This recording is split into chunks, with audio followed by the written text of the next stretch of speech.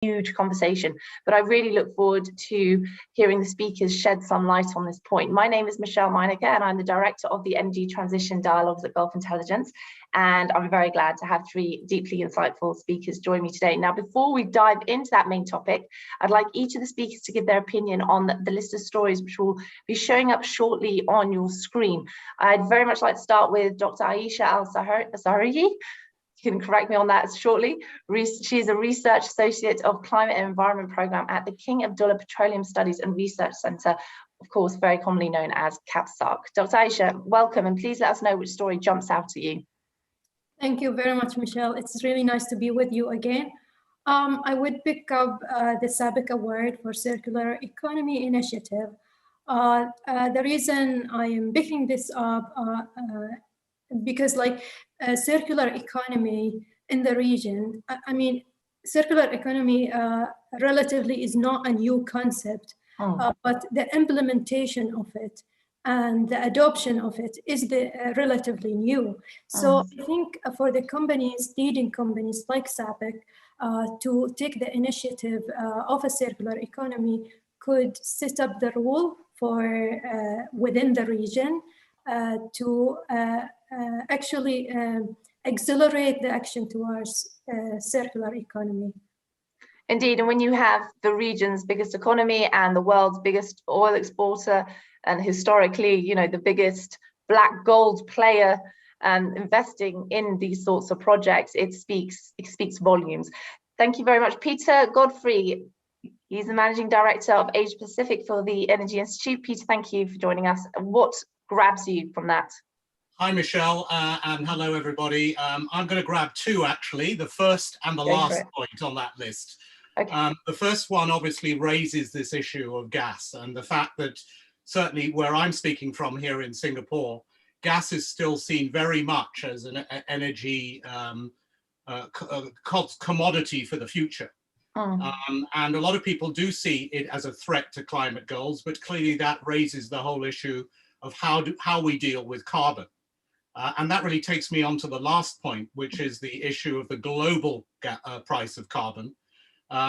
This concept of there being a single global price of carbon, I do not believe in. I don't think there is such a thing as one price for carbon that will work in the goal.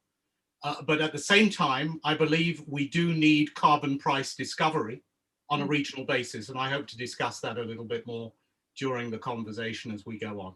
Well, I'm glad you brought up the carbon price story, because that is something I would like to go into in the bulk of our conversation when we're talking about the circular economy. And when it comes to your point on gas, indeed, it's this balancing act between needing gas for immediate and near-term energy security, but at what point do you let go of the branch and jump to the next one? And it's going to continue to be a tricky conversation, but there's no doubt that idea of a green bridge and everything being hunky-dory is under great threat and is being, needs to be reviewed.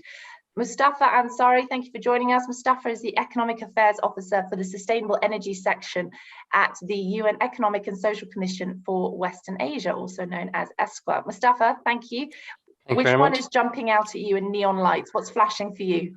Everything jumps out at me, to be honest. But the initial one that grabbed my attention was the EBRD to stop investing in upstream oil and gas, which I know other development banks have also taken up similar initiatives, the World Bank several years ago. But the one I wanted to focus on a little bit more is actually energy poverty puts net zero targets at risk. And the reason being is I think it comes back to this whole idea about where do you draw the line as far as trade-offs are concerned? Because we're always, especially when we're talking about sustainable development goals, often you end up trying to achieve something, or you're focused so much on achieving a specific task that you don't realize what you're potentially compromising. And I think it's very important that on an international scale, we try to put a relative weighting on all the SDGs, because they're all equally important. And we have to be always conscious of what we're potentially giving up when we're trying to go for something. I'm not saying that we shouldn't aim for net zero, but it's all about how we balance this to ensure that whilst we do one thing, we don't compromise on the other. So that for me was the one that really stood out the most. Indeed, I mean, the EBRD news that only comes several weeks after that IEA report on net zero. So it's and the news on Shell as well. So the general upstream market is getting quite a big hit when it comes to this environmental conversation. And as you mentioned there on the energy poverty, I agree with you in that there is such a risk that this gulf that we see, we will have over 1 billion people still without reliable access to power. The official number is just beneath 1 billion. But if you consider every village, every town, and the reliability of, that's ticked off, that has reliable access to power. 3 months later, it breaks. Well, that no longer is part of that overall figure. So it's fair to say it's over 1 billion people worldwide, still without reliable access to power, yet the other half of the world, or the other section of the world, is making these grand net zero goals, which are very, very much needed, and high time is fantastic. But like you said, again, it's that balancing act, similar to that energy security we're talking about with Peter just now. So thank you for bringing that up. I think, again, that ties in very nicely with what we're going to be talking about in the main topic of today. So quick reminder, the realities of making a circular economy work in the Middle East and beyond. So all the reasons to invest in a circular economy are there. Creating a circular economy for 5 key sectors alone, cement, aluminium, steel, plastics and food, just 5, could cut CO2 emissions by 3.7 billion tonnes in 2050, which is equivalent to eliminating current emissions from all forms of transport. Imagine no emissions from trains, planes, cars, trucks. I mean, it would be astounding to achieve that. Furthermore, it offers $4.5 trillion of economic opportunity by avoiding waste, creates business growth, creates employment opportunities. And on a more local basis, for GCC cities, they could save $138 billion and 148 million tons of CO2 in the next decade alone. So these are very uplifting, impressive figures if they can be achieved. And this is against a backdrop of stable, if low, oil prices and the economic strain of the pandemic, a period that the IMF has said has been the worst economic strain in nearly 100 years. So surely such savings should be coveted. So if the environmental arguments don't do it for you, surely the economic ones will. Yet the implementation seems to be far harder. We've seen already what we've discussed. There is some progress, as picked up by Dr. Aisha as well. So I'd be keen to hear from you, Aisha. What do you think are the main challenges when it comes to putting a circular economy in place? Why are we, with all those, with all those benefits, as you say, it's really not, it's not a new idea. We were talking offline before the session started as well about going back to basics as well. So this is not a new idea. What needs to be done to overcome the challenges when it comes to a circular economy? Okay, so thanks very much. What I can think of 3 elements. First of all, is to realize the economic advantage of the circular economy and the efficient use of the resources. And currently, actually, unfortunately, in the region, only almost 10% of the waste is recycled. And that is, if we look at it, it is mostly happening through the informal sector, not even the formal sector. So I think to encourage the process of the recycling further in the region is to, first of all, to have the political will and to have the right legislations in place that encourage both the public and the private sector to come together and do the needed investment in the area. And then secondly, the market, we need to create a market and the demand for this recycled material, because without it, there is no incentive at all for the investors to go there and play their role in the area. And third, what I can think of also is to raise the awareness. Yes, the circular economy is not new, but how to implement it and what are the drivers for the implementation of the circular economy. We need to create the appropriate awareness, not only at the customer level, but at the investor level, as well as at the public and the policy making level as well. And of course, much is being done. I mean, the UAE has its circular economy policy 2021 to 2031.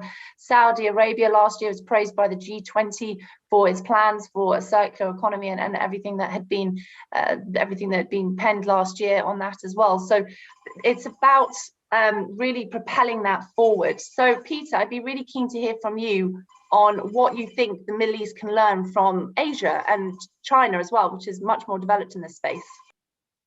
Yeah, just before we do, I just want to try and take a slightly different tack, Michelle, on this subject, which also comes into what Mustafa was saying about energy poverty and what Aisha was talking about when she mentioned resource efficiency. And the first thing I would say is that the circular economy is not just about waste. And it's very important to recognize that. You know, the extractive industries, oil, gas, and mining, drive economic growth across the world. However, these benefits come at a cost. And it's not just greenhouse gas emissions, you know, it's biodiversity, it's nature, it's human health, it's the environment. And right now, you know, according to a 2020 study, a total of 61.1 billion tons of metal, fossil fuels, and non-metallic materials are taken out of the earth, right, today, a year. And that's not taking into account biomass, trees, and agricultural produce.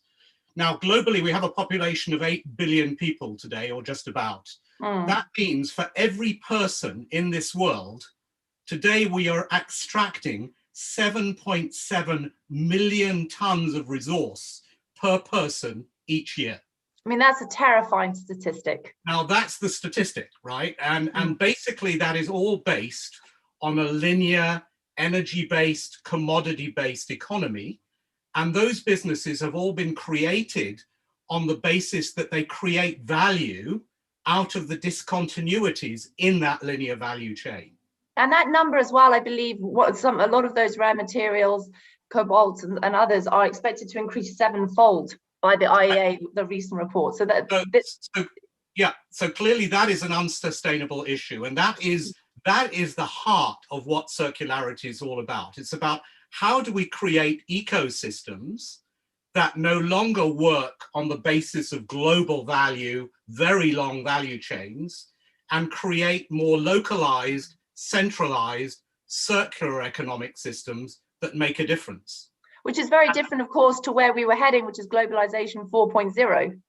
Absolutely. It's the complete turnaround.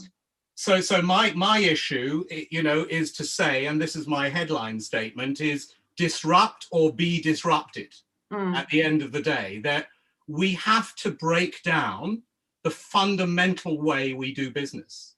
The oil and gas business is no longer the same as it was 110 years ago, which was based on rich countries developing a long supply chain into the rest of the world. Today's world is more localized, it's more centralized, with a set of technologies that allow us to be more regionalized and centralized. And that is the fundamental basis on which the circularity and circular economy needs to be formed.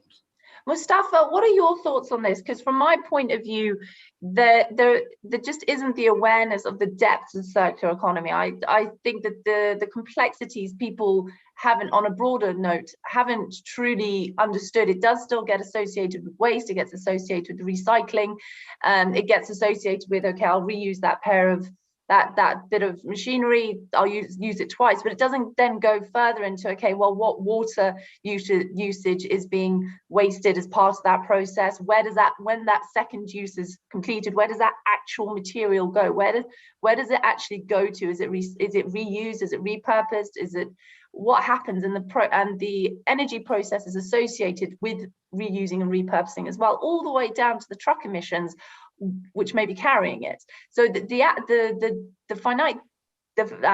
absolute detail seems to be quite often skimmed over, and I think perhaps it's just due to the complexity of it all. Mustafa, what's your opinion on this? Do you think there is still this huge education gap? Absolutely. And I think the education has always been at the heart of it. I mean, there were so many points mentioned there. I think the first thing to reiterate is that at some point in my career, I wish I was an engineer, because there's so much technical elements that are really worth perhaps as a technical person, you probably understand better, and I think would bring a lot more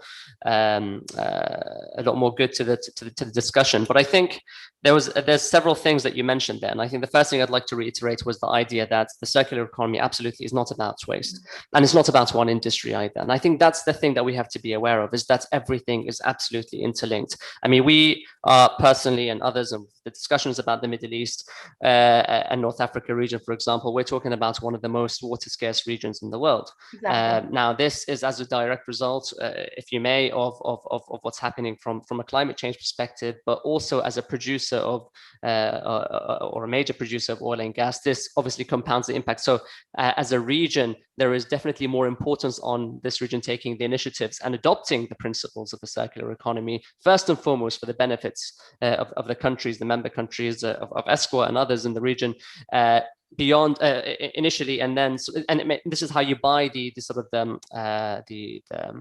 the will, the domestic wills, to highlight to people that what we're trying to do isn't about money or economic gain or anything like that, but we're seeing the direct impacts. So absolutely, and this is why we always talk about the interlinkages, certainly from a water, energy, food nexus, because we see a lot of interlinkages between those. But I think on the technical, emphasize that the water scarcity issue is so huge that it is the biggest risk to the region in the next few decades. It's that absolutely big. Absolutely. I can't recall the number off my head, but I think 60% or so of the region is effectively water scarce. We're talking about the Arab region now. And some countries in the region have already experienced, some countries like Qatar have already experienced temperatures beyond 2 degrees, and we're seeing the impact of that.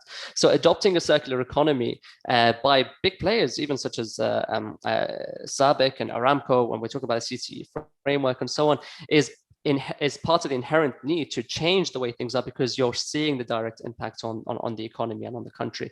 But in terms of what happens to that waste, so obviously the circular economy, and as far as energy is concerned, isn't just waste. It's about renewable energy. It's about energy efficiency. It's about new technologies or greening hydrogen. And I think this is all important because as far as the SDGs are concerned, circular economy touches on all three principles. It touches on the idea of being able to tackle energy access globally. It's about providing or increasing the share of renewable energy to areas that are remote, that are off-grid, and in essence, this is part and parcel of the circular economy. It's about how we use renewable sources, and energy efficiency, I think, is probably the most important aspect, because we're talking about how we can conserve energy, how we can be more sustainable, not for ourselves, but really for the future. And this is where the education comes in, because the education plays a very, very pivotal role. The education is important in the sense that we have to change the mentality of the young people, because we cannot have them to think like us today, because we cannot fathom the complications and challenges of tomorrow. So the idea is that we have to prepare them and educate them in a way so that they can also address any of the new challenges that arise in the future.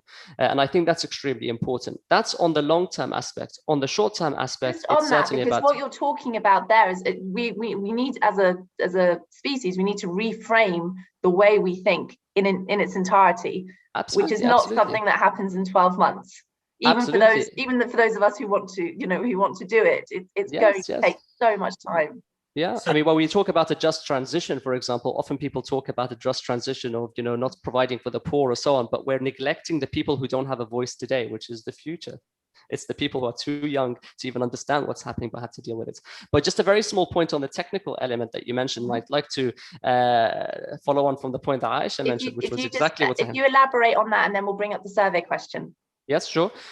Which Dr. Aisha mentioned, it's about the informal sector, but the role of the private sector in general. I think the circular economy principle has so much potential, but it hasn't been completely capitalized. And I think this is where the role of small to medium enterprise is extremely important, to be able to be provided with an avenue to play a role, to innovate, and actually find many uses for waste, innovation, incorporating existing technology. And I think what's needed is the enabling environment, is the role of the government to support them, to ensure that, for example, big multilaterals or big corporations provide the waste that they would have probably thrown away, or provide an avenue for it to be utilized by SMEs. And SMEs at the same time are trained or skilled, or in any way possible provided with the means to be able to take this a step further.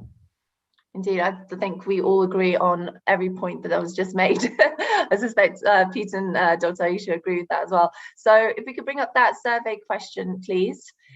You just touched on renewables, Mustafa, so I'm glad you did that, because this very much links to what we're talking about here. The circularity solutions remain woefully inadequate in renewable power in the Middle East. Now, when it comes to renewables, obviously the Middle East is doing its very best to surge ahead, to scale up, and it's certainly doing a very good job. Some of the world's large projects, some of the world's lowest price projects as well, record-breaking low prices too. So it's certainly pushing ahead in the right direction. But is there a risk that it's making the same mistakes that we've already seen in traditional energy markets? Are the leaks being plugged that need to be plugged with this? Dr. Aisha, what are your thoughts, please? Are you confident? Yeah, I just submitted my answer. Yeah, I think with this kind of question, yes, we need to think whenever we propose solution for a problem, we need to think also about the consequences, mostly the unintended consequences of that solution. So, for example, we think of renewable as a solution, for example, to deal with the emissions that comes. For example, if we take the example of converting waste to the energy, and then one of the solutions is to capture the emissions that comes from the incineration of the waste. So if we use, for example, the carbon capture and storage technology, you probably think that you are going to capture the emissions that come with it, but you also need to think about the leakage of the carbon emissions for that a solution for it. So this is what one of the unintended consequences that we need to think of. And this is the complexity that we keep coming back to. As soon as you think you have a solution, it's actually far too linear. We're still thinking in an increasingly redundant way. Exactly, and I do agree that there is complexity, and we need to know like who is who in that ecosystem. For example, okay, if I capture the carbon, then who is the takeover of that carbon as well? Is there a demand for it? So what is the incentive also for the carbon capture and storage also to be involved in the circular economy and, for example, in the waste to the energy? So Michelle, Peter, well, I was just coming to you actually, Peter, so you read my mind. What are your thoughts on this, please? Yeah, well, it comes back to your first question about where China and Asia is. And I think I'd like to come on to some of the points that both Mustafa and Aisha made, and that last bullet point that we started off with, which is about carbon pricing. At the end of the day, whichever way you look at it, we have to go through a process of discovering some form of pricing mechanism for waste and for carbon. Because if we don't do so, how do we invest in these things? At the end of the day, there is progress now, isn't there? I think the World Bank has 64 carbon pricing initiatives versus 2 in 1990. But these ideas of a global price are, yeah. So let me finish, I'm saying, because I think this is a fundamental point, and it's also a point when we start looking at, the concept of the carbon circular economy or a bigger resource economy. Personally, not that I'm against the oil and gas business at all, I don't believe in this concept of the carbon circular economy, which says, okay, we can produce as much oil and gas as we like, as long as we effectively find ways of carbon capturing it, right? To me, that doesn't work. I mean, at the end of the day, what that tells me is that every value chain, whether it's a gas value chain or another commodity value chain, needs to come up with a complete value chain pricing for carbon and needs to take care of its own waste, okay, within that context. So from my perspective, upstream businesses in the oil and gas business have a responsibility to ensure that their downstream markets are also zero carbon and vice versa. Otherwise, they shouldn't be in the oil and gas business. Okay. Well, if we've been seeing what's been happening recently with Shell and ExxonMobil, I think that sort of pressure is certainly coming. Correct. So with that pressure coming in, we're coming up with whole value chain based solutions for how we actually determine the price of carbon. And I think that's where we are going to see the world moving towards post COP26. So it's not necessarily an issue that, you know, an upstream part of the business is dealing with by themselves. They all have to deal with their own pieces of the value chain, and not only look at it from the point of view of looking at the commodities and the sourcing and production of those commodities, but they need to look at it right the way through that value chain, through to usage, consumption, and leakage of that system. It needs and to be that's going to be a very big conversation for the Middle East as well, because BP Outlook puts the Middle East to remain the world's biggest oil exporting region by 2050. It's very much still staying on the cards. ADNOC, while it's got its environmental targets, is also increasing its oil production, as are many of the other. Yes, but, you know, at the moment, you know, the oil, and this is where I will be slightly negative to the BPs and the Shells and the, you know, the Saudi Aramcos of this world. They are tending to look at it saying, basically, we'll sell you as much oil and gas as we like, as long as we can offset that carbon at the cheapest possible price somewhere else. Instead of saying, we need to invest in our own zero carbon solutions before we're allowed to offset it against any other areas. And that's really what we were saying with Mustafa about the degree of mindset shift that needs to happen is gargantuan. And especially with those big energy companies. I've just got an eye on the clock, so I'd like to bring up the survey question quickly. We've got a few minutes left. Agree. Okay, very interesting. Mustafa, where were you there, please? What's your opinion? Are you surprised? Is Mustafa with us, or has he popped off? Sorry, I was on mute for a bit there. No, I'm not surprised. I went for the same answer myself. I think there's so many different ways of looking at renewable energy within the Middle East. I think we often hear a lot of positive stories with the record-breaking prices. But there's two, I think, pieces of information I'd like to make you aware of. The first is that how do people view renewable energy? I think the modern thinking of renewable energy is probably wind, solar, at the most. But I think when you look at the Middle East, for example, and the Arab region in particular, our numbers view that the access to renewable energy is in the region of 13%. Now that actually looks a lot more impressive than many people might think, but then 86% of that is biofuel. So actually in terms of modern renewable energy, it's still very much lagging.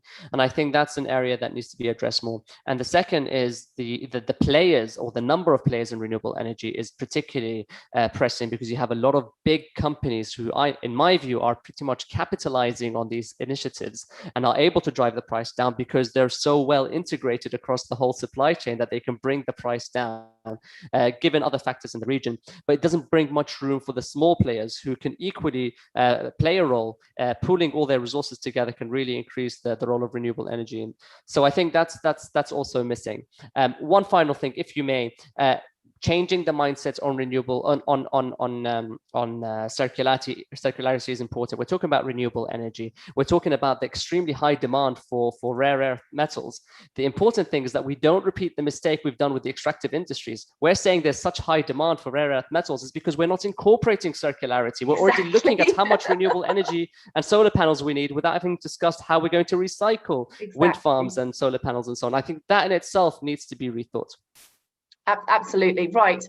I think that we could probably talk about this easily for an hour, so I'm just going to elongate today's session a little bit, because I've only touched on about a quarter of what I wanted to say, because there's just so much for us all to discuss. So we'll add another 5 minutes or so, if that's okay with all three of you, and if not, please just shout. Dr. Aisha, at least 1/5 of the world's 2,000 largest public companies have committed to meet net zero targets so far. We've obviously seen some of the world's biggest economies as well, and the Ellen MacArthur Foundation says around 45% of greenhouse gas emissions needed for net zero can be reduced through the pursuit of circularity. In the Middle East, where obviously we don't have those net zero targets yet on a government level, some companies have certainly done it on a government level. What kind of hope do you have that the circular economy can be introduced to try and encourage perhaps more of a push towards those net zero targets? Okay, I think what we need here in the region is the realization of the economic advantages of pursuing the circularity in here. Because if you come and speak about the environmental impacts, maybe that wouldn't be the main driver in here, but speaking about it from economic perspective, that could be the major incentive for the region. And as Mustafa mentioned, there are a lot of opportunities that are not and the potential that still has not been tapped. There are opportunities for the job creation, the engagement of small, medium enterprises. And given that the region, a huge segment of the society in the region is comprised of youth and the young people, there is a huge potential also there to involve those people in the market. And I believe the MENA region has the world's fastest growing youth population, and the UAE alone, SMEs make up 96% of the workforce. So the volume is huge, isn't it? That's true, and that means like there is a huge potential to pursue the circular economy. So I think the major emphasis here is to focus on the awareness and the education about not only the importance of it, but the economic advantages of it, as well as environmental and social advantages of it. And Peter, just to loop back to the carbon pricing side of things, when it comes to putting a price on carbon on a regional supply chain basis, whatever it may look like en masse, what are your thoughts when it comes to carbon border adjustment mechanisms that have been discussed by Europe, and hopefully we'll start getting a little bit more meat on the bone later this year at COP? Yeah, well, I think, if there is a price discovery for carbon, then obviously cross-border transactions begin to start becoming possible. And certainly within the case of carbon capture and capturing industry carbon, as well as the oil and gas industry carbon, some form of cross-border tax adjustment will be required, as you rightly say, that is developing in Europe. But coming back to Aisha's point, I'd just like to raise one other area where I believe the government can make a difference. Please. And certainly here in Singapore, we're very close to making this happen. I mean, the UAE, for example, are focusing in on infrastructure, transport, manufacturing, food production, consumption, and technology, innovation, and research and development, which is kind of the normal package. The other additional one that I would put to it, which is something that Singapore is just about to introduce, is a government-led green procurement strategy, whereby the government is actually taking on itself to say that we will procure only things that are relatively green. If they're bad in terms of cost of waste, bad in terms of cost of resource or non-circular resource, we will either tax it or we won't buy it at all. We won't even allow it into our country. Now, we've seen something based at a very early, not quite the same, but we've seen ministries in the region saying, we are going to green all our ministry buildings. This is in the last 5 years or so on a green energy basis, but this very much takes it so much further. So this is not just building strategy, so green building codes and everything else. It's saying that everything we procure, so that's everything from military resources to solar cells to whatever. So if it's a solar cell with a high lead content that is difficult to recycle, that solar cell will not be allowed into Singapore. Fantastic. Instead, we will find an alternative product that is more easy to recycle. And government is going to lead that from the front. And in my opinion, if there was one message and one piece of activity that I think the Middle East could also take a lead on, is to begin to start putting in place some form of green procurement strategy. That would completely change the story, wouldn't it? I mean, it would be hard to even grasp how much of a difference that would make, even if just one nation in the region did it, and then perhaps there was a domino effect from that. I'm just going to add a quick survey question of my own, and it's literally yes, no, maybe answers. Those are the three options. I'm just going to throw into the mix. I'll be really keen to hear your thoughts. The question is, are you confident that there will be significant change in terms of the circular economy in the Middle East by 2025? So we're giving it 4 years, significant change. So companies truly integrating it into the way they work, of course, educating themselves first, investors supporting it, government change in an ideal world would be what Peter just discussed. real significant change by 2025. Are you confident? Aisha, yes, no, or maybe, please. In the middle, maybe. Mustafa? Yes. Okay. I'm afraid not, sorry. Peter? Not in that time frame. Not in that time. When would you expect, Peter? I would say by 2035, we will see significant change. Okay, add another decade onto it. Okay, how worried should we be about that timeline, Mustafa? I think, well, we should always be worried. We should be worried now. Not achieving it tomorrow. We're already seeing some of the devastating impacts of the way we've been sort of going about and sort of consuming. So I think definitely we should be very, very, very worried. I think we need to act at the issue, and the reason why I said no is because of the continuous competing circumstances. And I think the impact of COVID, we still have not felt the proper impact of that on finances, on the economies, on anything. And I think that in itself will provide a better indication. And Dr. Aisha, you said maybe. What gives you hope? Because what we have discussed in this webinar is that pretty much in line with the economic visions across, at least in the GCC region, where there is the ambitions to pursue economic diversification, to also transition to a knowledge-based economy. So there are a lot of opportunities in the circular economy where the private sector, small, medium enterprises could play a role. And the reason also, like I have seen some kind of initiatives across the region, as we mentioned, SABIC is involved in circular economy. We have seen new companies are arising, public companies that are arising, for example, Saudi Investment Corporation for Recycling, which is pretty much funded by the PIF here in the kingdom. And then, as you mentioned, the UAE has also established a new legislation for encouraging the waste management and the circular economy. So I think there is a momentum. Perhaps it's a bit slow, but perhaps we will see a progress in line with the visions.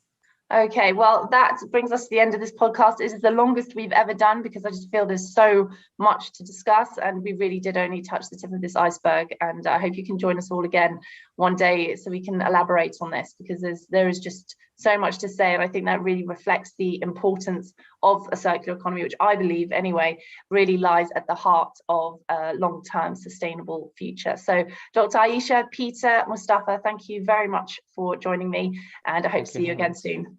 Thank you very much. Thank you. Thank you very much. Thank you.